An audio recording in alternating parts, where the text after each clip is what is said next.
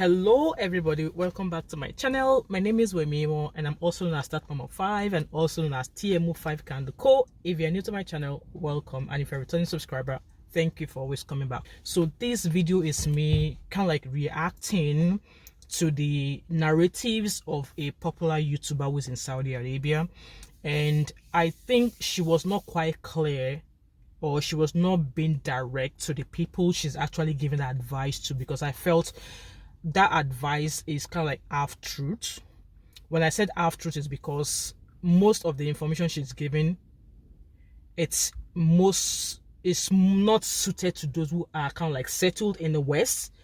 And I'll kind of like say that I think she's giving that advice to those who are new, who are just jackbuying away from their country of above to the West. So when we're talking about the West involves UK, America, Canada, whatever you want to pop that, all of that into the West.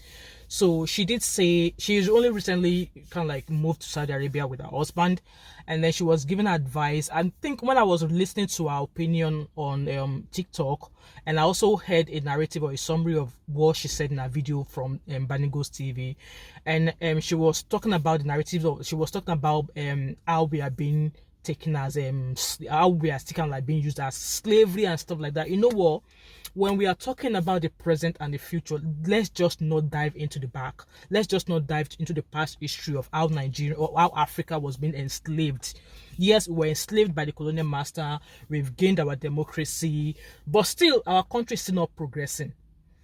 And I will say that Nigeria is still much more better, like much more better than some other African countries, like maybe let's say South Sudan. There are some African countries that I know, poverty, famine, disease is killing them. But in Africa, we still see like people who I know who are kind of like, then they then get posed, they're still living. So I won't say Nigeria is impoverished in any way. But then, if people should have the choice to be able to move, emigrate to wherever they want to emigrate to. However, like I've always said on my channel, that if you want to move anywhere, always don't do it blindly, like be well researched. So based on the information she's given, I have been living in the West for 17 years and the West has done me great things. So I think her advice, she should have been much more clearer to those who she's giving advice to. And I think our advice is mainly for those who are leaving their country of abode to come to the West and who are on some sort of restrictive visa requirements. So let's say, for example, you are coming into the West on a visiting visa, and you expect that, oh, you'll be able to get some benefits that someone who like me, I've been here for 17 years, I've been enjoying. No, you won't get that. Like someone who's coming on who has like a student visa, there will be some things that you'll be restricted in doing, which someone like me who has been here for 17 years will not be restricted from doing or benefiting from. So which is to say that if you are coming into the West on any sort of visa, let it be known to you that there will be some things that you will not be able to get the benefit of 100% as compared to someone who's been resident in the West. So that being said, so like I said, if you're a student, if you're coming in here, it be known to you that your hours that you'll be able to work will be reduced. You won't be able to claim housing benefits if maybe you lost your job, or if you don't have a job, that council will help you. Council will not help you. Same thing if you are coming on a visiting visa, if you are a visitor, if you are on some, let's just cap it as if you are on some sort of restrictive visa entry into the West, let it be known to you that whatever benefits you can enjoy will be restricted based on how or what kind of residency you've got. That's that. So I think our advice is mainly based, or should mainly be for those who are just living to go to the West. So for me, who have been in this country for 17 years, so I'm just going to take the point of what she spoke about. So she said in the West that you can't save, that people just work, and they tax them. One thing I'm going to say to you is this: if you don't know, you will never know. If you don't know your way in the West, you will never know your way in the West. I've been in this country, I've been in the West for 17 years. I work, I'm a newly qualified nurse. Yes. And this is my second degree. My first degree was information technology. And I didn't chase career in information technology because I love Scotland. And when I graduated, most of the jobs I found were in England. And because my kids were too young, there was no way I was going to move all 5 kids to go live in England. And like I've always said to you guys, Scotland is the cheapest place to live in the UK. So like I said, we are grouping everything into the West. So I'm in the UK part of the West. So Scotland, if you've got family, if you've got young family, you're raising kids, you want to settle down quickly, Scotland is the best place for you to come. So back to my story, I couldn't move all of my kids and move down to England. So hence why I settled. But since then, I've been working. And when she was talking about you can't have a balance of, when to enjoy, when to like work. The thing is this, if you are working, the hours are there for you to work, but our people cannot say no. So for me now, I don't do more than, I worked at 7.5 hours a week. And if there's any time there's an overtime, I won't be jumping at it. Only if my manager comes to me and say, Ekwueme, would you fancy a week overtime? And then I'm able to tell them that, okay, I've already done my 4 days of work this week. I'm not gonna do a full shift of this overtime. I can come in for 6 hours, and they will gladly accept it. So when she's talking about people not having a balance, if you learn to say no, why won't you not have balance? I work my full-time job, I have my several side hustles, and I save. I'm sure I've got a video where I was able to say that I save £1,000 every month, and I'm still currently doing it now. Yes, that is me working. Yeah, my salary as a nurse might not be nothing, but being a resident in this country, I am working, I am paying my tax, I am paying all of my bills, and I'm still able to have my savings. Yes, I've got a video of where I discussed how I saved £1,000 every month, and I'm still currently doing that. That aside, so you can have a work life and balance. So she's talking about you can't have a balance, you can't have a work life balance. Why can't you not? You work, you do your 4 days. If I don't want to do extra shift, I don't have to do extra shift. I do my 4 days and I use my 3 days to do whatever I want to do. I can decide to go and do 3 days in Spain. I finish work on Thursday afternoon, carry my bag, go to Spain for 3 days. Sunday night, I come back, I start my work again. So why can't you have a balance? Then the second thing she was talking about was the fact that children go to when children go to school, they are being taught that there are other genders you can be known as. Let me tell you this is absolutely not true. Yes, it's been said, but I want you to understand that in schools, parents are members of the PTA. This is a functional PTA, not the kind of PTA you have in Nigeria that schools don't listen to parents. This is functional PTA in schools that parents have a say in policies that are put in place to run a school. And let me tell you, by the time a certain school loses about 15 students in one term, the education minister will run, like they will be wanting to find out what is happening. So you saying that so the children will be taught that there's a different gender and is that it's easy. If your kid is going to a certain school and you are not happy about what they are teaching your school, you can move your child away. There are school curriculums that even as a parent, before you enrolled your child in that school, you can read through that curriculum. And if you're not happy with the curriculum in that school, you don't put your child there. It's simple. So she's talking about children have been taught. Yeah, children have been educated, but that does not mean that they're instigating children to change their gender, or they're instigating children to say, oh, I want to be known as a he, or I want to be known as a she. That is why it's called the Western world. You don't always have to agree or go with everything that happens in the Western world. And I'm telling you this, when it comes to the aspect of education, stuff like that just don't go like that. No, everybody has their chance of, practice your religion, do your thing. If you go into a school and something is not right, as me, I'm part of the school policy, school policy of my children's school. I am a member. So if there's anything that's ongoing that I'm not happy with, I have the right to write in or attend the next meeting and say, no, come, I've noticed this, what is going on. And if I feel the school is not doing anything, I'm contacting the education minister straight. It's easy as said, you can reach these people. So that's that sorted. And then she was talking about the healthcare system being in shambles. Healthcare system has always been struggling in the UK. Yes, we know that, and in the West as well. But in the past 3 years, NHS or the healthcare system has been hit.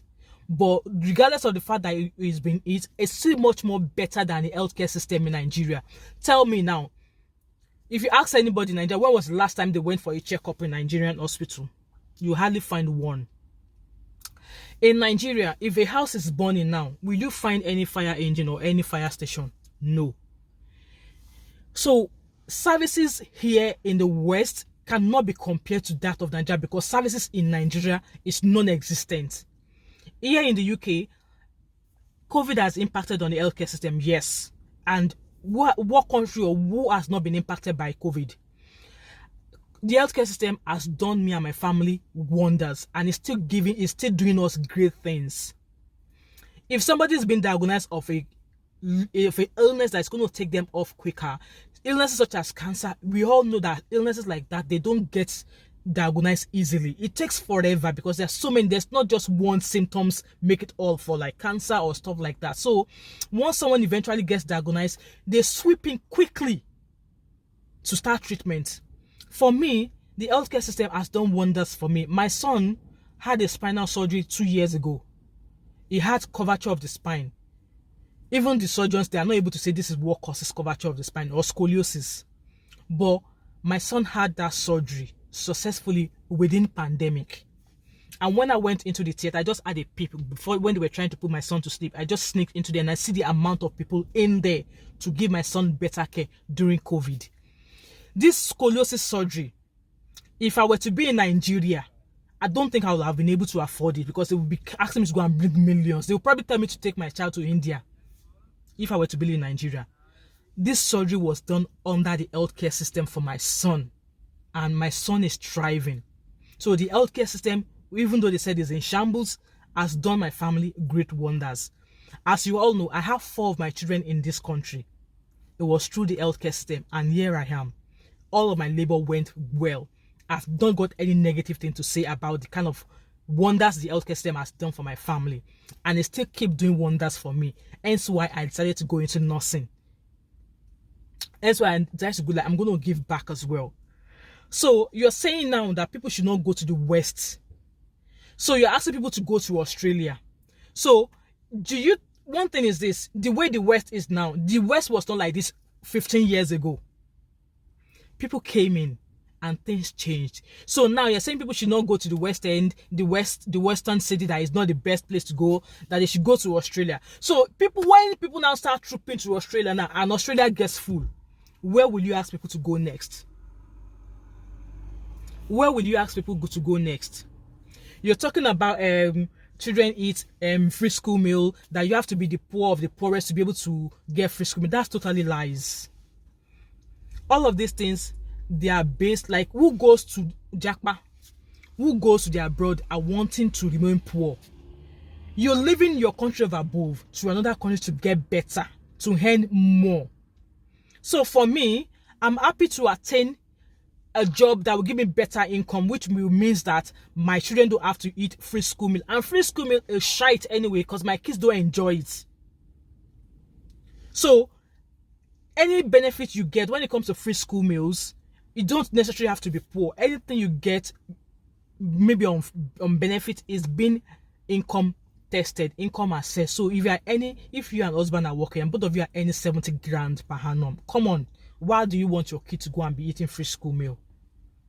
And like I said, if your child is eating free school meal, it's not a big deal. Some parents are happy. Some who are like doctors today, who are surgeons today, they all ate free school meal at some point in their lives. So what is the big deal in eating free school meal? Is it the Ewa Olomishororo that is not even frequent that they are serving in all these primary schools in Nigeria that you still want, that you are comparing? Let me tell you something. The West still supersede Nigeria in 1,000-fold, regardless of all the things this YouTuber said. So this is my own unpopular opinion. No. So you've left your country of abode because it's not adding meaning to your life. In Nigeria now, the next person is just waiting to die in the next accident. Accident happens. We all heard of stories of how trailer is falling everywhere. No healthcare system. The government does not care. If you are hungry, maybe they will give you food. But the government here cares. So these are the benefits for somebody who has a permanent residency. But you who are just jackpying, maybe on a student visa, on a visiting visa, on some sort of restrictive visa, let it be known to you that all of these things I have mentioned that I have benefited, you might not, and you may not benefit from it because you are being restricted in a way. And people who are also coming into this country, their main future purpose is to settle down as well, which is going to happen. It will take time. Me that I'm talking to you, it took me 4 years to be able to attain this level of permanent residency that I got. and then for me to benefit from it. So I'm one of the person that being in the West has benefited, and it's still benefiting me. My kids are doing great, It's just I don't understand. I'm sure there was a lot of people whose comment I read under the Banigos and Vivian TV, and I agree with them. In fact, I was liking all of their comment because I have, like I said, in fact, I'm gonna do a video of 17 years in the West and the benefits. So some people, like for me, my prayer is that I work when I reach my retirement age. Now here will just be like me to come and play. The main aim is for me to go back home to retire to Nigeria. By then, when I retire to Nigeria, I'm just not going to retire anyhow. I will retire, on a bigger level. So, like I said, this is an unpopular opinion. Japa to the West, that mom of 5 in the West. So, it still all boils down to the fact that people can emigrate anywhere. And you want to emigrate, like I said, always said in my videos, you want to emigrate to a country that you will benefit from, that will be beneficial to you at the end of the day, because you are living in a poor country, or you are living your life from a country that does not benefit you, and you are moving to a new place. It's to better your life. Who wants to come to Japa and come and sit down and not do anything? So that is my own opinion. Like I said, it's my own unpopular opinion, and I'm allowed it. So, and as I always said, if you have the opportunity to Japa, carry out your own extensive research. Don't let anybody deter you. If it's something you really want to do, take your time and carry out research. Don't travel blindly like some people do.